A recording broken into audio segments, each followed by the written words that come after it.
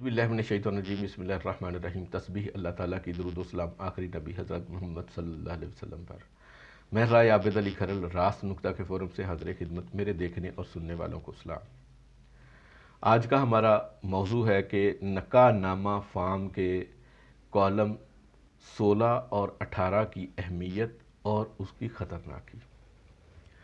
جیسا کہ ہم پہلے زیر بحث لا چکے ہیں کہ نکاح نامہ کے تمام کالم بہت اہمیت کے حامل ہیں اور ان کو باریک بینی سے پڑھنا اور احتیاط سے پر کرنا چاہیے تاکہ بعد ازاں کوئی ناخوشگوار صورتحال کی صورت میں کوئی ابہام پیدا نہ ہو اور کسی کو کوئی پریشانی نہ ہو۔ شادی کے حوالے سے ہمارے یہاں پنجاب میں ایک کہاوت ہے۔ جب میں پنجاب کے حوالے سے کہاوت کی بات کرتا ہوں تو یہ اس کا مطلب نہیں ہے کہ کسی دیگر علاقوں میں یا اور علاقائی کوئی کہاوت نہیں ہے۔ ہر علاقے میں اپنی اپنی کہاوت ہوتی ہے۔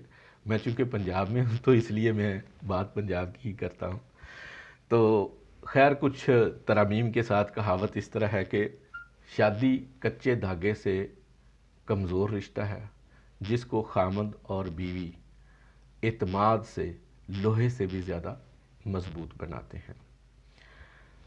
میاں اور بیوی ایک دوسرے کے اتنے قریب ہوتے ہیں جتنا کوئی اور رشتہ دار بہن بھائی قریب نہیں ہوتا۔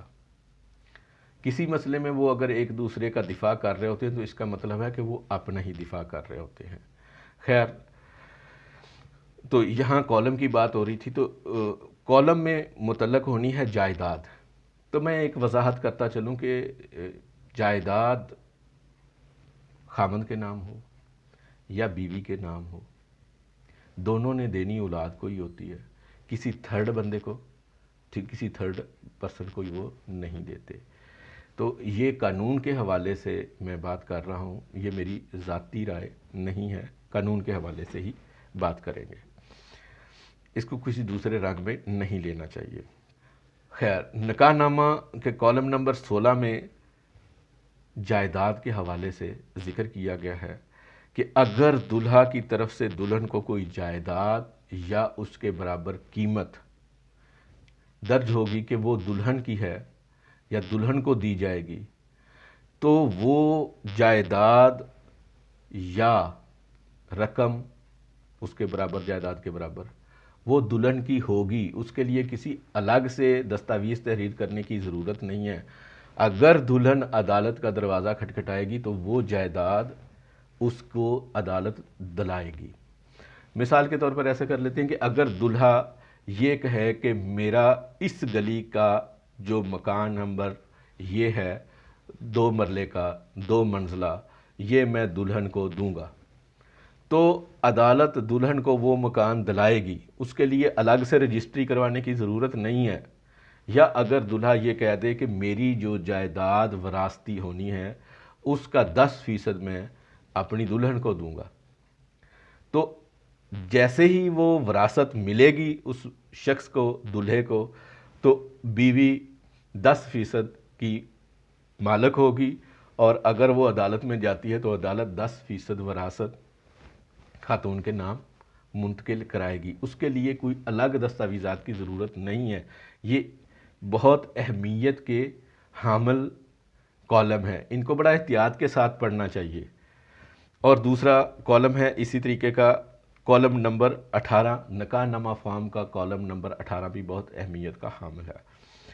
طلاق کا حق چونکہ خامند کے پاس ہوتا ہے تو خامند اپنی مرضی سے، اپنی رضامندی سے وہ حق بیوی کو تفویض کر سکتا ہے کہ بیوی چاہے تو اپنے آپ کو خود طلاق دے لے۔ اکثر اوقات نکاح رجسٹرار بغیر پوچھے وہ 2-3 کالم ہیں ان کو کاٹ دیتے ہیں۔ تو اس کے حوالے سے اس کو برابر صحیح طریقے سے قانون کے مطابق، دلہا اور دلہن کے جواب کے مطابق یا طے شدہ شرائط کے مطابق اس کو درج ہونا چاہیے۔ اگر دلہا اپنی مرضی سے سوچ و بچار کے ساتھ یہ اختیار دیتا ہے دلہن کو تو کوئی مضائقہ نہیں ہے، لیکن بھولپن میں نہ مارا جائے۔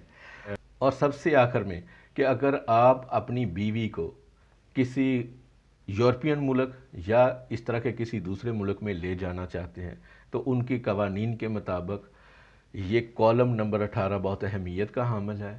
وہ یہ کہتے ہیں کہ عورت کو بھی طلاق کا حق حاصل ہونا چاہیے، تو وہاں پہ آپ کا ہاں کا حق دینے کا اندراج کروانا چاہیے، تاکہ بعد ازاں آپ کو عدالت میں کیس کر کے اس کو چینج کروانے کی نوبت نہ آئے۔